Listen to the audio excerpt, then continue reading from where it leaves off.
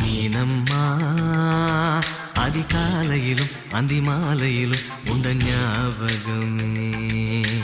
அம்மம்மா முதல் பார்வையிலே சொன்ன வார்த்தையெல்லாம் ஒரு காவியமே.